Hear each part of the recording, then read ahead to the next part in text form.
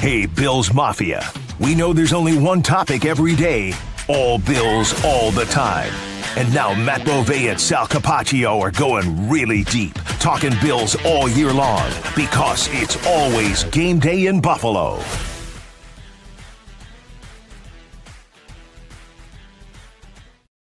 Well, we knew this would happen eventually. The weather has kind of changed here in Buffalo, so we're not able to come at you from outside. Let me just show everybody, all right? Matt and I are in the press box today. It is raining. Yeah. Here's what it looks like. This is what our view is. Give me 1 second. Here we go. Let me turn around. There you go, folks. You can't really maybe see the rain. Maybe you can, but it's raining out there. One Bills drive. The Bills back on the practice field after a bye week. We're up here in the press box, and we got a lot to get to. Yeah, for sure. I mean, I think the big storyline from today is kind of the help is on the way for the Bills. And I think it's the return of players like Larry Ogunjobi and Michael Hoecht, and then most notably Max Hairston. So we just finished watching practice. Well, after we record this podcast, we'll go out and do some interviews with players. And, I'm sure those are going to be three guys that we're waiting to hear from. I actually talked to Max Hairston yesterday, though, so we'll talk a little bit about that. But it was all eyes on those guys as the Bills really kind of get this new wave of help as they get ready for the last 2/3 of the season that are coming up here. Yeah, from here on out, it's basically routine Sunday games, except for one Thursday night in Houston, but it's Sunday 1 or 4:25 p.m. You get more of a routine. All those primetime games they had early in the season, they had their bye week. They reset a little bit. We could talk about that, what Sean McDermott said. Also, I know a lot of you are like, what do you mean? What are you talking about? The Bills Stadium. I'm listening on the podcast. We appreciate that. We, of course, welcome anybody who's watching, who's listening. It's always game day in Buffalo. Matt Beauvais, Sal Capaccio. Hope you enjoyed your bye week, everybody. What did you do real quick in your bye week? Anything good? Tried to potty train our daughter is what we did, and it didn't go bad, but it did not go unbelievably well. So the process continues, but we were basically hunkered down in our house for 3 days trying to figure out how to go to the potty instead of using diapers. Okay, well, we have a new dog that is pretty much potty trained, but we had to make sure as we had him for the full week, and went to Syracuse for a football game. Syracuse against Pitt. Didn't go well for my Orange, to be expected after they lost their starting quarterback, Steve Angeli, a few weeks ago. But the coolest part is my son, now 11 years old, seeing campus, going to the Newhouse school, seeing the technology, knowing where dad went to school, going to Varsity Pizza, getting a slice. That was the cool part. Yeah, and it was a very expensive trip because now after seeing all of that, he'll want to go to Syracuse. And what does Syracuse cost these days? Like over 80. That's a year. $80,000 a year to go to school. Ridiculous. He does already want to go, and I keep saying, son, get a lacrosse scholarship. Yeah, when I was in college, I went to Buff State. I think Buff State was $8,000 a year. So just add a zero, and that's what Syracuse is. I will say Max has been talking more about Buff State lately because we live close by, and he's like, I just want to live with you guys and go to Buff State. I'm like, okay, I'll be okay with that. Wherever you are joining us, whether it's on a college campus or somewhere else, we thank you, and it's always game day in Buffalo. Okay, I will say, I think Max Hairston looked pretty darn good running. Like we just posted video on our X feeds at Sal Sports, at Matt_Beauvais, by the way. I mean, he looked explosive and fast in the first day back. It's like you read my tweet. So my colleague Dom Tibbetts from Channel 7 posted video of Max Hairston from inside the field house probably just about 20 minutes ago. Yeah. And I quoted the video, said, actually thought he was moving well and looked fluid during the short amount of practice we were able to watch. Because, we're in there and you can only see so much, and they're going to start team drills now that we're gone. But from what we saw of Hairston, I was like, hey, that's a good sign. Like, still feel like managing expectations with him. That has been the buzzword from Sean McDermott since we knew that Hairston was kind of trending in this right direction. I thought he looked good. I was impressed overall with what we saw. He looks like maybe he's closer to playing than I was originally anticipating. Okay, so let's talk about that because I can't get myself to actually believe he'd be activated this week. But after watching him today, I kind of have to stop myself from going there because that's how good I thought he looked running. I don't think we're there yet. I still think, and I feel like the Chiefs, even though it would be great to have somebody who is so fast with a receiver group that has a player like Xavier Worthy, that also still feels a little bit too lofty to me. It feels like the Dolphins game. It feels like against an opponent like that, the Dolphins game is the one that I'm almost anticipating we see him ready to go for. What that looks like, I don't even know. It could be almost like what we saw with Dorian Strong before he got injured, where it was a rotation between Trey White and Dorian Strong, and Trey White was getting 3/4 of the work and Dorian Strong was getting 1/4 of the work. Maybe that's what it looks like as you try and get him acclimated, but definitely a good sign today. A good sign that he was out there and a good sign of how he looked while he was out there. Yeah, I agree with you about the Dolphins game most likely, but man, it's hard to look at him today and go, wow, like, can you not put him on the field now? But the Bills, also notably, Sean McDermott said, at least half is was you even your question No, it maybe? wasn't mine, but Okay, no. but at least half, 50% is the what he mental reps that he needs to make up. That's a big part of it. He can look as fast as you want. You put him out there, if he doesn't know all the nuances of what he's supposed to be doing, that doesn't matter. Well, so I talked to Max on Tuesday. They had an event down at the stadium, and the rookies took 7th graders from West Seneca West on a tour of the stadium. It was a cool field trip, and I knew the rookies were going to be there, so I showed up, and I wanted to specifically try and talk to Max because I knew that his window had been opened up. And we talked a little bit about the field trip, but we also talked about his return to play, and he talked about, how he feels, and he says he feels good and what he learned while he was on the sideline. But I did like his approach, and he kind of said, while I've been injured, the only thing I could really fully dive into is learning the playbook and learning where I'm supposed to be. So I feel like that has been my main focus, which is a good sign because the player we watched during the first week and a half of training camp didn't look like he was ready to immediately make an impact. And that's why I feel like he won't just come back and automatically be the starter at cornerback too. Like, I just don't think that's going to happen. But if he has a better grasp of where he is supposed to be and when he is supposed to have certain reads and what he's is supposed to just kind of be doing from a mental standpoint, I think the physical stuff will probably come a little bit sooner. He's an elite athlete who will probably pick it up relatively fast. Yeah, I agree. We haven't heard from him yet today, Matt. Like he said, talk with him and sounded like he was, feeling really good about where he is physically. We'll see how everything shapes up the rest of the way. We're also going to hear after practice today. So right now, we just watched the team do their stretching and individual warm-ups. We're here in the press box. We're going to go out and hear from not only Max Hairston, but Michael Hoecht and Larry Ogunjobi. They return today as well. Now, you wouldn't expect any physical stuff to watch for with them because they have been just on the suspended list, but knowing them knowing the defense, exactly what to do, where to be. They did get a lot of reps in preseason and camp. That's going to be more of the challenge. And Sean McDermott said kind of seeing where they are conditioning, seeing where they are fitting in.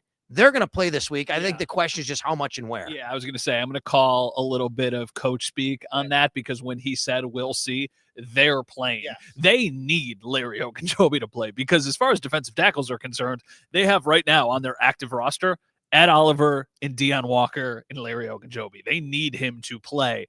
And I would imagine that one of those open roster spots they have or the open roster spot could maybe be for a Zion Logue or whatever it is. I think he's going to play Ogunjobi, and I think Hoecht is definitely going to play. And I do think that they're going to get like a decent amount of work. I think Hoecht is going to slide into the role that Javon Solomon has played on the defense. I also think that he'll be the running mate for AJ Epinesa whenever they want to do a full wholesale change. And then I think Ogunjobi is just going to be part of that defensive tackle rotation with Deion. Deion Walker played 80% of snaps against the Falcons. And there were times when it was amazing, but there were also times when he was pushed off his spot and it created lanes for Bijan to attack the Bills. I think Ogunjobi will slide in and it'll make everybody else better because he is available. The reason why Deion Walker played so much, DaQuan Jones got hurt in pregame. They had 3 available defensive tackles, and Ed Oliver was just coming off of injury.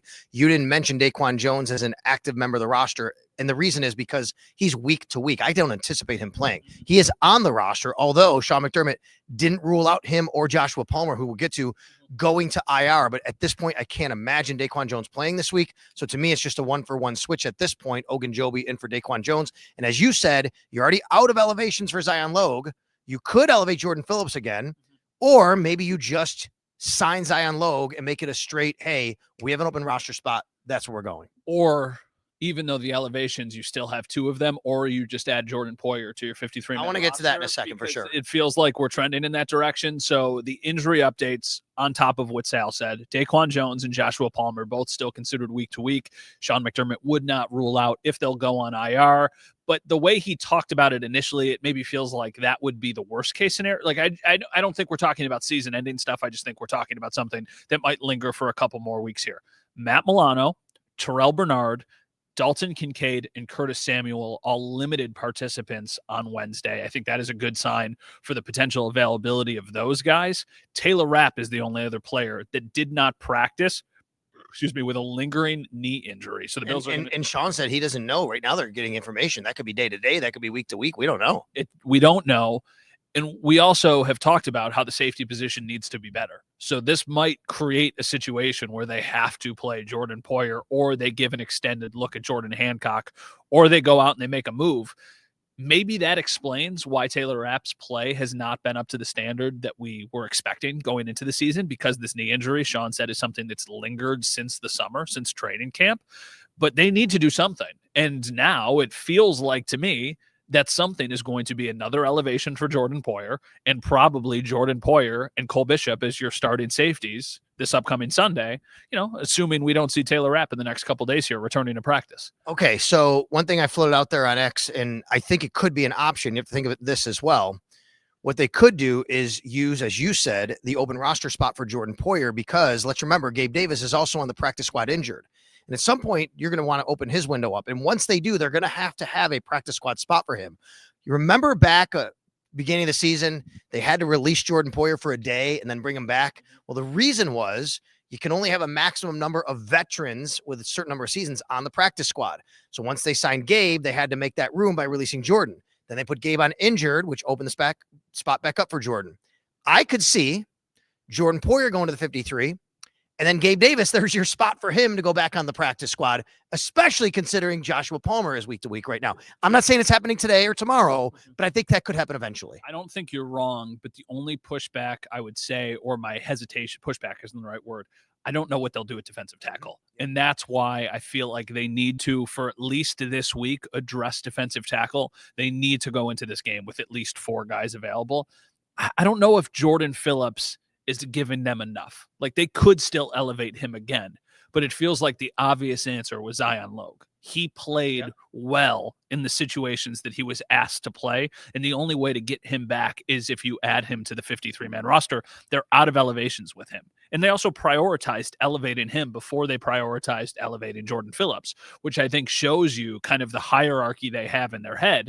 So that's just my anticipation. Maybe Andy Dalton changes things a little bit. It's not like Andy Dalton is an overly mobile quarterback at this point in his career, so maybe they want somebody who could provide them with a bit more pass rushing juice from the interior, and that would be Jordan Phillips. So I don't know what's going to happen, but I feel like whatever they do for Sunday has to be about getting at least one more defensive tackle ready. Matt Milano and Terrell Bernard both practice. We have video at Sal Sports at Matt_Bove. Now, they are termed as limited, but I got to be honest, watching them in the individual portion of practice, it looked like to me they were kind of doing what they normally would do to get ready for a football game in 4 or 5 days. Yeah, for sure. I thought the same thing, but I wonder, because it's also an interesting storyline of the Shaq Thompson return to Carolina. What does his role look like if those guys are playing? Are they going to use 3 linebackers? Are they going to give Milano and Shaq Thompson some sort of split reps? I don't know what they're going to do. Matt Milano is so interesting to me because it almost feels like if you knew you were going, they don't know yet. They still have to get to that point. But if you knew you were thinking about January, it almost feels like lightening the workload on Matt Milano would be a smart way of approaching it. I just don't know how that would affect your defense as a whole. And if that would be something that a team would be able to even overcome. We talk about it with defensive linemen. We talk about it with pass rushers in this heavy rotation. Would rotating a linebacker hurt the chemistry of your defense substantially more than a defensive line? I don't know. That's honestly probably a better question. It's not something the Bills normally do. That's what I mean. It's not something that they normally do. So that's probably a Babbage question, and something that, the really smart film people would have a better opinion on, because I just don't. I think when Matt Milano's healthy, he's playing as much as possible, right? But if you get in situations where you can take him off the field, you do. They just haven't had that. And right now, they also got to win games, and they probably feel he's the best option they have. But I agree with you. Shaq Thompson go back to Carolina, and he's played well. I wonder about Dorian Williams, too, though, because he hasn't been necessarily a guy that you can totally rely on to make the kinds of plays you want him to when he's been on the field. I feel like right now the order is Bernard and Milano, and then after that, it's Shaq Thompson. I feel like his leapfrog to Dorian Williams, which long-term outlook, that's not a great thing for this organization, because Dorian Williams was a 3rd-round pick, and they've needed more from him, and they haven't gotten it consistently enough. I'll even throw this out there. Michael Hoecht can play Sam linebacker. If they need a 3rd linebacker, he could drop and he could play off the ball. Like, that's the versatility that he winds up giving you. Okay, let's go to the offensive side. Joshua Palmer is also termed week to week. Now, Sean McDermott did not rule out Palmer or Jones, DaQuan, going on injured reserve. Boy, that really helps a receiving core that's already had a lot of questions and has a lot of questions right now. Hurts. You said helps. Already hurts a receiving core. Sorry. Yeah. That already has a lot of questions about who's going to win on the outside right now. Getting Dalton Kincaid back would be a huge boost, because obviously he can open some other things up, and they really missed him against Atlanta. But man, you miss Joshua Palmer. That's another rung down the ladder. You got to go. They got to make a trade. I really think that. I really do. Because what is Keon Coleman at this point? You don't know. How much do you trust him on the boundary? What do you do after that? Right? Khalil Shakir is going to play in the slot. And Dalton Kincaid is going to be used in the same role he was used in the first 5 games of the season before this injury. You need somebody. I mean, I know Elijah Moore could theoretically play the boundary, but he hasn't even been active every week. So it's not like they've been over the moon with how he has played. Tyrell Shavers, I don't think you're just immediately saying, okay, this is your opportunity to go do that. It feels like there's a lot of similarities between, I don't want to say similarities as players between him and Keon, but I would have a lot of questions with Tyrell Shavers getting that amount of work. And then Curtis Samuel is not a boundary guy. Like, what are they going to do? They need to add somebody who can play wide receiver if Josh Palmer is going to miss a notable amount of time. And with the bye week already done and him still not being ruled out from going on IR, you're talking about a nice little chunk of games where they need somebody to produce. No doubt about it. We'll see what the Bills do by Saturday at 4 p.m. That'll be the time when they have to make elevations. They have to make roster changes by Sunday. They do have, as we said, 1 spot remaining on the 53-man roster. Sean McDermott also, by the way, gave an update on Dorian Strong, and it did not sound very promising at this point for the young man dealing with a neck injury. He actually used the word research. We're doing more research on that. Yeah, so that's one of those ones where I almost feel like it's also the same thing as the wide receiver. I feel like they need to do something because even with Max Hairston starting to practice, they still need another viable I feel like for both of these positions, you need to be able to go at least a couple deep. Right now at cornerback for boundary, not a disrespect to Jamarcus Ingram. They have Christian Benford, they have Tre'Davious White, and they have Max Hairston, who is returning, but we don't exactly know what he looks like. I think they need one other guy to round out that room just so you can withstand an injury without immediately catapulting somebody into a spot that they might not be ready for. Well, they do have Jamarcus Ingram now until Max Hairston comes back. He is the guy, right? They also have not used an elevation on Dane Jackson yet if they needed him. And I'm not, again, I understand. Well, it's Dane Jackson. How much is going to help you? He is the next option, though. Yes, he is the next option. So that is why it feels like if they could go out and find one more guy, that would make sense for them because that person could be the immediate backup to Christian Benford and could be the guy who goes in if Trey White or Max Hairston are struggling. This is not early in the season anymore. I know we're still not even to the halfway point yet. They don't have the luxury of letting Max Hairston make mistakes for the time being. They would have had that luxury at the beginning of the season. Now they don't. So they need to get somebody up here and playing who is up to speed and giving them the best chance to win. All right, let's talk about the Carolina Panthers for a second. I asked you a question before we started recording here. If you thought it was beneficial for the Panthers to have Andy Dalton over Bryce Young. We kind of disagreed. I think I'd rather face Bryce Young if I'm the Bills than Andy Dalton, especially considering that this is a guy, Andy Dalton, who has seen every defense. He knows where to put the ball. The Bills have been hurt by teams that know where to place the ball inside zone defense. The one advantage would be Bryce Young is more mobile, and mobile quarterbacks have hurt the Bills this year. But man, I think even on his best day, I think you can handle Bryce Young. On his best day, Andy Dalton last year was still throwing for over 300 yards. If you can't beat Andy Dalton, I'm not saying that it's not true. I know, but who would you rather face? I think you could make the argument either way. Okay. I think Bryce Young has the higher ceiling. Okay. I think Bryce Young would be not a notable loss. My opinion of the game hasn't changed a ton based off of the quarterback, and the betting line hasn't really changed a ton either because I feel like a lot of people feel the same way you do. The thing that I go back to, and this is not fair, but the thing that I keep going back to with Andy Dalton is, we've covered this team for a long, long time. I think back to 2019 when the Bills started 3-0 and they played a game inside the stadium against the Bengals and Andy Dalton, and remembering then, it's Andy Dalton. That was 2019. That was 6 years ago. So if that player 6 years ago was kind of like, whatever, it's Andy Dalton, it's fine. 6 years later, I mean, this needs to be a game. We're going to look at the stats right now. I cannot be concerned with a Rico Dowdle. He's a good player, whatever. If Rico Dowdle torches the Bills, it says way more about the Bills than it does about him. Bijan is a different animal, sure. Chuba Hubbard, the same thing. Rico Dowdle's good. He's averaging 5.6 yards a carry. Rico Dowdle's good, I know. And I mean, he's been able to feast on some defenses. Like, to me, if you're the Bills, you need to be thinking about 2 players in this game. It's Tatoria McMillan. Just call him Tat. Tatoria McMillan and Rico Dowdle. Those are the guys that you need to be focused on stopping, and I feel like they should be able to do that. I don't disagree. It is a young receiving core, which I think, is. And Xavier Legette, I know, who was taken before Keon, but it's not like, what does Xavier Legette on the season have? 17 catches. Yeah. So there's a major drop off after McMillan, by the way. Take a look at these numbers. McMillan has 30 catches. The next guy is 17. He has 413 yards. The next guy is 142 with Legette in both instances, by the way. And the other thing that Sean was asked about, how they have two running backs with Hubbard and with Dowdle. Rico Dowdle's the guy. Like, clearly, look at the workload. And I know Hubbard has been injured and everything. And it just feels like Rico Dowdle is the hot hand right now. Watching what he did 2 weeks ago against the Cowboys when they upset Dallas, it was an unbelievable game. But I know the Cowboys have had some issues stopping the run, just like the Bills have. He's going to break off some plays. He is absolutely going to. But it, to me, feels a little bit like when they played the Jets and where they had two people. They had Breece Hall and they had Garrett Wilson. The difference here is I think Andy Dalton is a heck of a lot more competent than Justin Fields was. So I don't think it will be as simple for them to shut it down.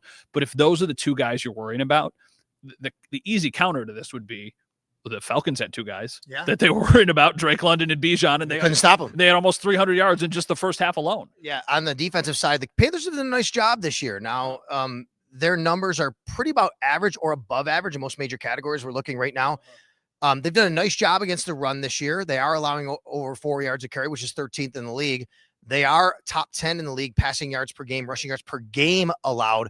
But they've also been a little leaky on third down, and they're not getting to the passer. The Bills cannot allow that to happen. 25th in the league, only 4.98% sack per pass attempt. That is an area the Bills have to be better at, Matt. They cannot allow pressure to get to Josh Allen, and they have to stay on schedule in that regard. Yeah, they have to stay on schedule. They have to not take stupid penalties because that has continued to haunt them for the last several weeks. That has been a big reason why. And I also think that there's a correlation, right? They've taken penalties. They've been giving up more pressure than they usually do, and there's been turnovers. I don't think it's a coincidence that when you're playing from behind the sticks and you're getting pressured more than you're used to, sometimes you're putting the ball into harm's way more often. They need to be able to keep Josh upright and let him create some plays and make some time. That's the one thing I'll say is if he has time, the Panthers are pretty good at stopping the run. This needs to be a game where he can get out of the pocket and make things happen because it's harder, even when you have subpar weapons like the Bills do. Keeping him covered for 3-4 seconds is a lot harder than having him covered for a second or two, like the Falcons had to do the other day. So that's why if they can protect Josh, it feels like this is a game where he could buy some time, roll out to his side, and make a couple big plays down the field. I know you'd agree that it sounded a bit like a home game at times in Atlanta. If you thought that sounded like a home game, wait till Charlotte. Yeah. It will be massively overloaded with Bills fans. Yeah, I know. That's a huge transplant. Atlanta is too, though. Yeah. Atlanta, I mean, Charlotte, I think Charlotte's like Buffalo South. Who of us does not know people who moved from here to Charlotte, North Carolina? Yeah, Charlotte, Raleigh, Atlanta, Orlando. Yes. Those are like the big four for people from Buffalo where they ultimately move. Sal Mayorana brought up a great point, and I did not know this, so shout out to him. During Sean McDermott's press conference, he said during these 6 seasons, they've had a 2-game losing streak in every single season. I did not know that. That's amazing. They've never lost 3 in a row during the stretch. I remember last year going into the Jets Monday night game, and that was a big talking point of like, you got to stop the bleeding now. You got to do this. Sean McDermott is perfect coming out of a bye week, and that stat about not losing 3 in a row. You're starting to get a little bit healthier, and you were playing a backup quarterback. If not now, when are you going to finally look right? This needs to be a game. Zach Sheldon from Trainwreck Sports always says about the button. Would you press the button and immediately take a win? Would you like right now take a 20-19 win if you were a Bills fan getting ready for the game? And I always think, of course you take the win because it's a win and that's what matters the most. This should be a game where the Bills win and it looks convincing. I mean, the Panthers are 4-3. They're not a bad team, but this needs to be a game the Bills dominate. I mean, the Panthers, I just want to go back real quick. I mean, what did they do? The Cowboys offense the Cowboys offense is really good, right? Mm-hmm. What did the Panthers do 2 weeks ago? Let me go to the Panther. Here we go. Let's see the Cowboys game. Let's just go back to this real quick. Here's the game. 30-27. They still scored 27 points. Uh-huh. The Cowboys, what do they have here? Cowboys, 5 for 12 and 30. They were less 292 yards. That's it total. Yeah, but I mean, Dak was 25 of 34 for 261 and 3 touchdowns. Yeah. And George Pickens couldn't run the ball. Yeah, George Pickens had 168 yards and a touchdown, and they were without CD still. Okay. So just saying, like, yes, they won the game and they deserve credit. Rico Dowdle in that game had 30 carries for 183 yards, averaged 6 yards, and then he had 56 yards receiving.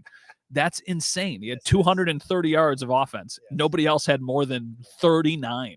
So that's when I think about a game like this of like, okay, the Panthers are good. They're hitting their stride, but this should be a game the Bills win. I agree with everything you just said about this game, and I'll use our morning show host, Jeremy White, on WGR, what he said today. He's like, you're not pushing the panic button if they lose. You're probably smashing your hand right through the panic button if they lose this game. Like, this is the game to get right and say, okay, everything's okay. It's back on track. Now you just turn to Kansas City and let's see what happens.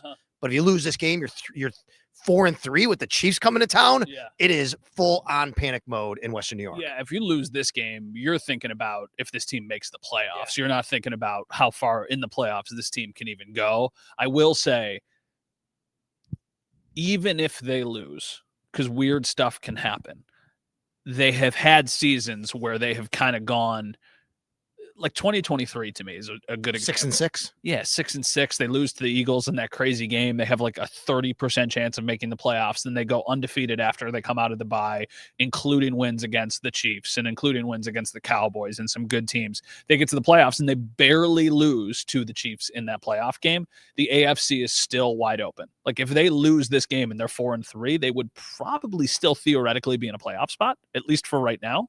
So that's why I'm like, yeah, I would be smashing the panic button, but I also wouldn't say that the season is done and this team has no chance of doing anything. Because if Josh gets hot, they can win any game that they play in. We're going to have a lot more coverage for you the rest of the week. You can follow him at Matt_Bove and, of course, at WKBW TV. And you can follow me at Sal Sports and, of course, on WGR Sports Radio 550. We want to thank our producer, Mike Rabier, as always. It's good to be back after the bye. The Bills take on the Panthers Sunday at 1 p.m. in Carolina.